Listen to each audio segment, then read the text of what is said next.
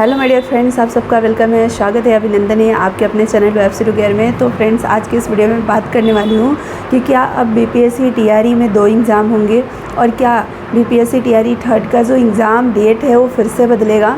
आरक्षण जो हटा दिया गया है पटना हाई कोर्ट के द्वारा, इसकी वजह से। तो इन 2 पॉइंट्स के ऊपर मैं इस वीडियो में बात करना चाहूँगी। तो फ्रेंड्स, सबसे पहले तो मैं बात करना चाहूँगी कि बीपीएससी टीआरई में 2 एग्ज़ाम की जो पॉसिबिलिटी है, मुझे नहीं लगता है। अभी तक कोई ऐसा नोटिफिकेशन भी नहीं है।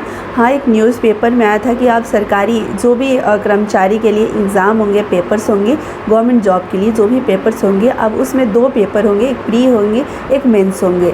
लेकिन हमारे कहने का मतलब कि टीचर्स के लिए अभी ये जो चीज़ें हैं वो ऑफिशियल निकल कर नहीं आई है कि टीचर्स का भी 2 एग्ज़ाम होगा। ऐसे मानो तो टीचर्स के 2 एग्ज़ाम तो पहले से ऑलरेडी होते आ रहे हैं। जैसे आप अगर प्राइमरी टीचर बनते हो या 6 to 8 का टीचर बनते हो तो आपको सीटेट देना पड़ता है और उसके बाद आपको बीपीएससी क्वालिफाई करना पड़ता है। तो एक तरह से आप देखो तो सीटेट जो आप दे रहे हो एक प्री ही हो गया, प्री की तरह वो पेपर हो गया और उसके बाद आप बीपीएससी देते हो।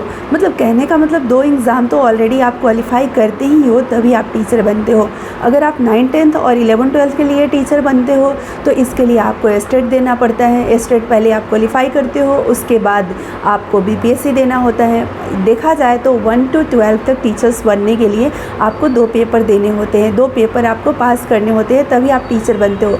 अब इसमें फिर कहा जाए कि एक और एग्ज़ाम होंगे तो मुझे नहीं लगता है। मतलब मेरे हिसाब से देखा जाए तो मुझे नहीं लगता है कि 2 एग्ज़ाम टीचर्स के लिए होंगे, क्योंकि ऑलरेडी 2 एग्ज़ाम हो रहे हैं। टीचर्स ऑलरेडी 2 एग्ज़ाम क्वालिफाई करके ही टीचर्स बन रहे हैं। बाकी आगे जो भी ऑफिशियली चीज़ें आएगी निकल कर, वो हम सभी लोग फिर देखेंगे। लेकिन अभी तक ऐसा कुछ भी नहीं है, तो आपको परेशान होने की ज़रूरत नहीं है। बीपीएससी टीआरई 1 टीआरई 2 जिनका भी हो चुका है, तो अगर मैं ये मानूँ कि वो लकी है, उनका तो 2 एग्ज़ाम नहीं हुआ, ऐसा नहीं हो। सभी लोग 2-2 एग्ज़ाम ही क्वालिफाई करके टीचर बने हैं। और जो बीपीएससी टीआरई थर्ड में है, मैं उनको यही कहना चाहूँगी कि आप अपना जी जान लगा दो। क्या पता इसके बाद टीआरई 4 में न जाने कौन कौन से नए नियम लागू हो जाएंगे, तो फिर आप के लिए हो सकता है कि वो नियम सही भी हो या मतलब आपके लिए सही नहीं भी हो।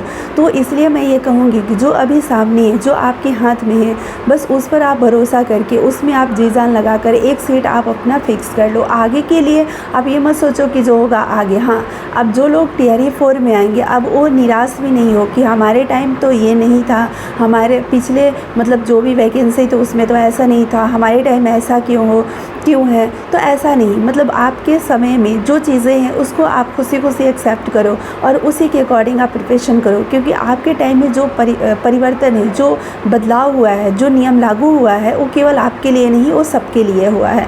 ठीक है, तो फ्रेंड्स, बीपीएससी टीआरई थर्ड में ऐसा कुछ भी नहीं है कि 2 एग्ज़ाम्स आपको देने हैं। एक ही एग्ज़ाम है और एक ही एग्ज़ाम आपको बीपीएससी क्वालिफाई करना है और आप टीचर्स बनोगे। अगर आप क्वालिफाई करते हो तो मेरिट को आप अगर पार करते हो तो।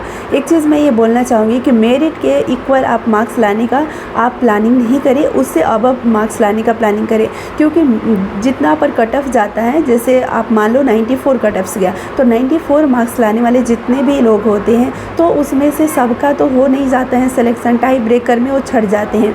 इसलिए हमेशा कट ऑफ पार का अपना प्लानिंग लेकर आप चलो अगर आपको सिलेक्शन लेना है तो।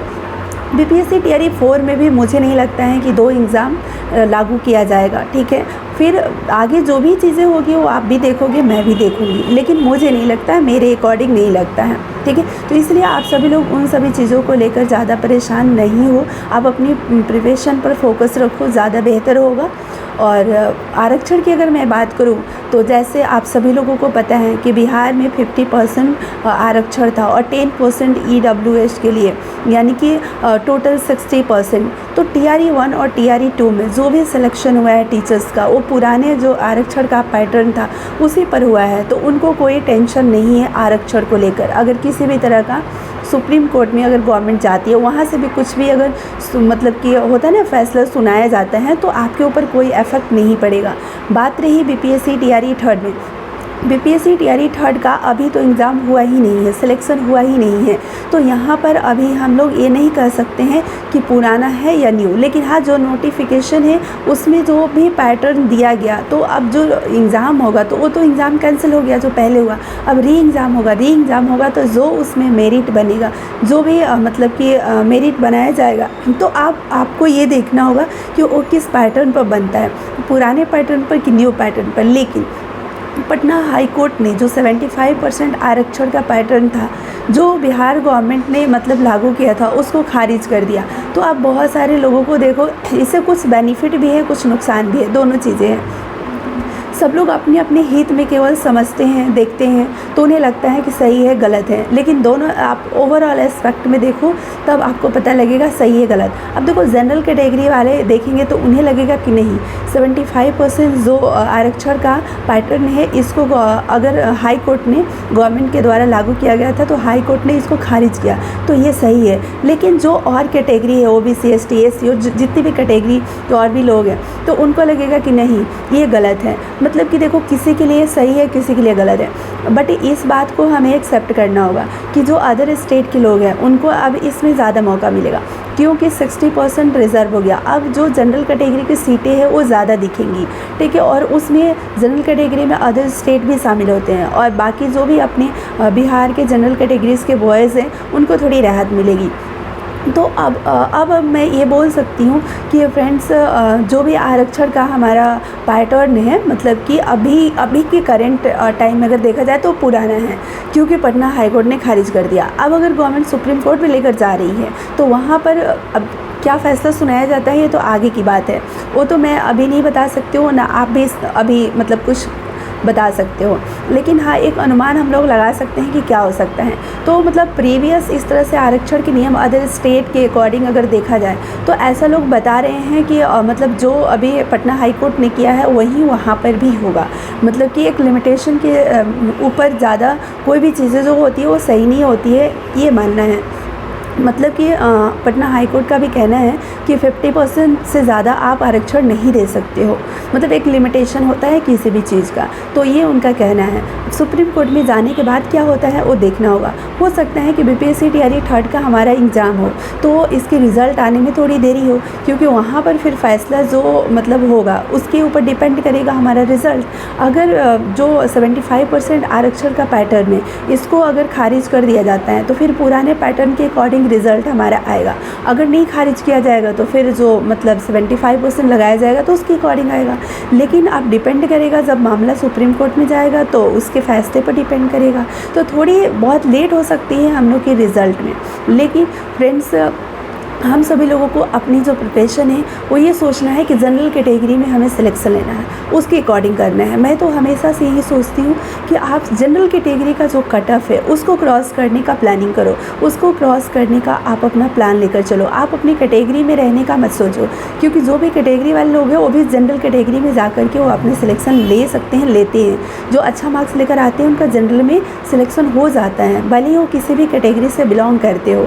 तो इसलिए हम सभी लोगों को जनरल कैटेगरी का जो मार्क्स है उसको क्रॉस करने का प्लानिंग करना है, वो ज़्यादा बेहतर होगा। और जो भी आरक्षण का नियम लागू होगा हम सभी लोगों को एक्सेप्ट है।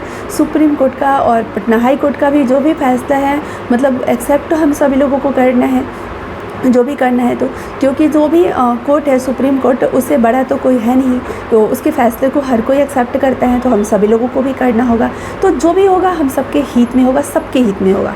केवल पर्सनल अपना बेनिफिट ना दे करके हम सबकी अगर बेनिफिट की बात करें तो हमें समझ में आएगा कि क्या सही है और क्या गलत है, ठीक है। तो चलो फ्रेंड्स, इस वीडियो में मैं इतना ही कहना चाहूँगी कि आरक्षण को लेकर के आप सभी लोगों का ये था कि 75% जो आरक्षण, इसके वजह से हमारा एग्ज़ाम डेट तो टल नहीं जाएगा। तो अभी देखो एग्ज़ाम डेट टलने का कोई मतलब नहीं बनता है, क्योंकि आरक्षण लगाया जाता है जब रिज़ल्ट आता है, और जब एग्ज़ाम होगा उसके बाद रिज़ल्ट की बात आएगी। तो एग्ज़ाम डेट से मुझे नहीं लगता है कि कोई मतलब प्रॉब्लम है, और एग्ज़ाम डेट जो है वही फाइनल मानकर हम सभी लोगों को अपना प्रिपरेशन करना है, और वहीं आप फाइनल मानो, ऑफिशियल फाइनल मानो, और उसी डेट पर एग्ज़ाम होगा, ठीक है। मतलब कि देखो 99% हमें पूरा विश्वास है कि जो डेट अभी दिया गया है उसी डेट पर हम लोगों का पेपर होगा, तो उसी डेट को मैं तो फाइनल मान रही हूँ, ठीक है। आप भी उसी को फाइनल मानकर प्रिपरेशन करो, बाकी आगे जो होगा वो सबके लिए होगा। Thank you so much friends, इस वीडियो में इतना ही, फिर मिलेंगे किसी और वीडियो में। तो आप सभी लोग अपना ध्यान रखना, ख्याल रखना और अपनी प्रिपरेशन को जारी रखना। Thank you so much.